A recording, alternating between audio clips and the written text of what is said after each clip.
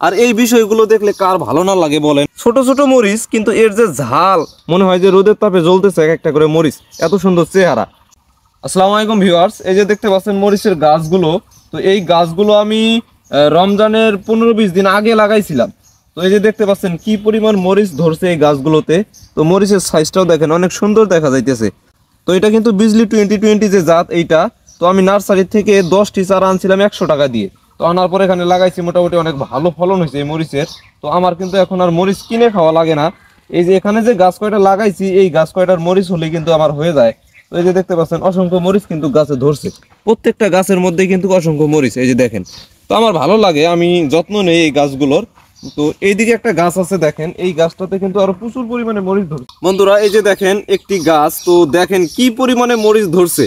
আর এই বিষয়গুলো দেখলে কার ভালো না লাগে বলেন। আমি নিজের হাতে যে এই গাছটা লাগাইছি, এখন নিজের হাতে যদি এই মরিচগুলো আমি গাছ থেকে উঠাই, তো এর যে অনুভূতিটা, এটা কিন্তু অনেক ভালো লাগে। তো আপনারাও কিন্তু এই মরিচ এই জমিতে লাগাইতে পারেন। তো আমার এখানে কিন্তু দেখতে পাচ্ছেন সুপারির গাছ লাগাইছি। তো সুপারির গাছের মাঝখানে যে ফাঁকা জায়গাগুলো, সেই জায়গাতেই কিন্তু এই মরিচের গাছ আমি লাগাইছি।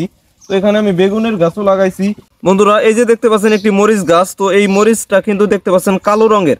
তো এই মরিচের দেখা যায় যে ছোট ছোট মরিচ, কিন্তু এর যে ঝাল অন্যরকম কিন্তু ঝাল এই মরিচগুলোর। তো এই মরিচগুলোও কিন্তু আমি নার্সারি থেকে কিনে এনে লাগাইছি। তো দেখেন কি পরিমাণে মরিচ ধরছে গাছের মধ্যে।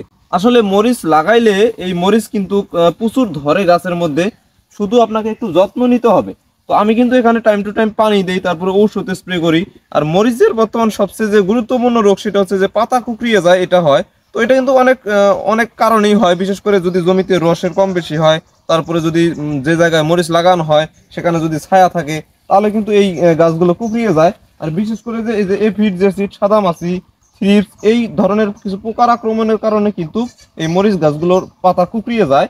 তো আমি এখানে ওষুধ দেই, কিন্তু ওইভাবে আর কি যত্ন নেওয়া হয় না। মরিচের টাল দিলে যেভাবে পরিচর্যা করতে হয়, ওইভাবে পরিচর্যাটা আমার করা হয় না। তারপরেও দেখেন কি পরিমাণে মরিচ এই গাছের মধ্যে ধরছে। তো আমার কিন্তু অনেক ভালো লাগতেছে এই মরিচগুলো আমি ছিটতেছি নিজ হাতে। তো বর্তমান বাজারে যে জিনিসের দাম, যদি নিজে কিছু চাষাবাদ করে খাওয়া যায়, তাহলে কিন্তু সংসারের অনেক টাকাই সেভ হয়। তো আমি সেই দিক থেকে চেষ্টা করি যে এই মরিচগুলো নিজে লাগানোর জন্য। শুধু মরিচ কেন, বিভিন্ন ধরনের ফসল কিন্তু আমি লাগাই। তো দেখতে পাচ্ছেন এই মরিচগুলো। তো আমি কিন্তু কিছু শশার গাছও লাগিয়েছি, কিছু বেগুন গাছ লাগিয়েছি। তো পরবর্তী ভিডিওতে আমি আপনাদের দেখাবো।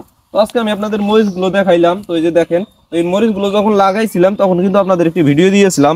তো এই মরিচ গাছগুলোতে আমি কিন্তু বিভিন্ন প্রকারের ঔষধ স্প্রে করি, যেমন ইমিডাক্লোপিড দেই, তারপরে অ্যামামেকটিন বেনজয়েড গ্রুপের ঔষধ দেই, তারপরে অ্যাবামেকটিন যে ঔষধগুলো আছে এগুলো দেই, তারপরে সালফার দেই। তো এই ওষুধগুলো স্প্রে করি এবং কিছু ছত্রাকের ওষুধ স্প্রে করি। এতে কিন্তু আমার মরিচ গাছগুলো ভালো আছে। আর এই মরিচের চেহারাগুলো দেখেন, জ্বলতেছে, অনেক সুন্দর কিন্তু দেখা যাইতেছে। দেখেন মনে হয় যে রোদের তাপে জ্বলতেছে এক একটা করে মরিচ, এত সুন্দর চেহারা। আর কেব্রিও টপ একটি ওষুধ আছে, যেটা দিলে মরিচগুলোর চেহারা ভালো হয়, তারপরে মরিচের আকার ভালো হয়, সাইজ ভালো হয়, গাছের সাইজ ভালো হয়, গাছের মধ্যে ফুল আসে।